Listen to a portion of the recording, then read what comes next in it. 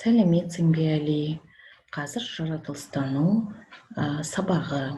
Бүгінгі біздің өтетін тақырыбымыз күн тәртібі. Күн тәртібі деген не екен? Тыңдап көрейік. Күн тәртібі іс-әрекеттерің мен міндеттеріңді өз уақыттарыңды дұрыс ұйымдастыру. Дұрыс ұйымдастырылған күн тәртібі денсаулықты сақтаудың, міндеттерің мен мақсаттарыңа жетудің бірден-бір кепілі болып табылады. Енді тапсырмаларға назар аударайық. Өлеңді оқы. Өлеңде не туралы айтылады? Сенің күн тәртібің бар ма? Таңертең тұрамын, бетімді жуамын, тісімді тазалап, шашымды тараймын, киімімді киемін, мектепке келемін, сабақты оқимын, мен әдепті баламын. Осы жерде таңертеңнен бастап мектепке дейін бала қалай жиналатын туралы жазылған, яғни күн тәртібі. Енді мына тапсырмаға назар аударайық. Алдымен не, содан кейін не істеу керек? Тапсырмасы. Күн тәртібін ретке келтір. 1-ден 12 цифрларды дөңгелектердің ішіне қой. Мына жерде әр түрлі іс-әрекеттер келтірілген. Бос уақыт, тұру, төсек жинау, ұйқы, кешкі ас, серуен, таңғы ас, сабақтар, мектеп, түскі ас, жуыну, жаттығу. Ең бірінші біз не істейді екенбіз? Қане көрейік. Ең бірінші біз тұрамыз, әрине. Бірінші біз тұрамыз, содан кейін төсек жинаймыз. Одан кейін жаттығу жасаймыз, Жаттығудан кейін жуынамыз, таңғы асымызды ішеміз. Содан кейін мектепке барамыз. Мектептен келіп түскі асымызды ішеміз. Содан кейін сабақ қараймыз тағы да. Содан кейін кешкі асымызды ішеміз. Серуенге шығамыз.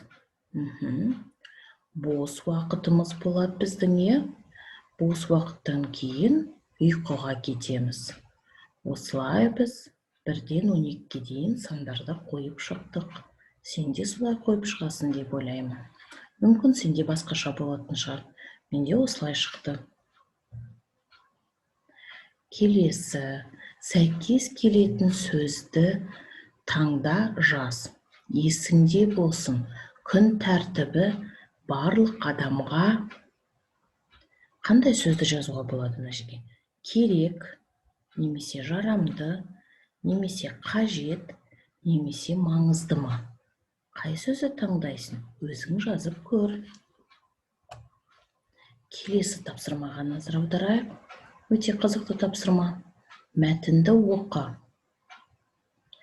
Болат түскі асқа қытырлақ картоп, яғни чипсы, тосап 1 килограмм кәмпит жеді.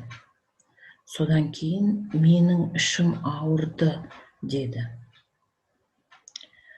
Болатқа қандай ақыл беруге болады? Жазып көрейікші. Болат дұрыс тамақтанды ма? Әлде дұрыс тамақтанбады ма? Түскі асқа қытырлақ картоп, тосап, 1 килограмм кәмпит жеуге бола ма? Әрине болмайды, Ендеше мен осындай кеңес жаздым, оған ақыл жаздым. Денсаулығын мықты болу үшін дұрыс тамақтану керек. Тәтті және зиянды тағамдарды аз мөлшерде же. Мен осындай оған ақыл бердім. Ал сен Болатқа қандай ақыл айтар едің? Соны жазып көрші, немесе менің жазғанымдай жазуға да болады.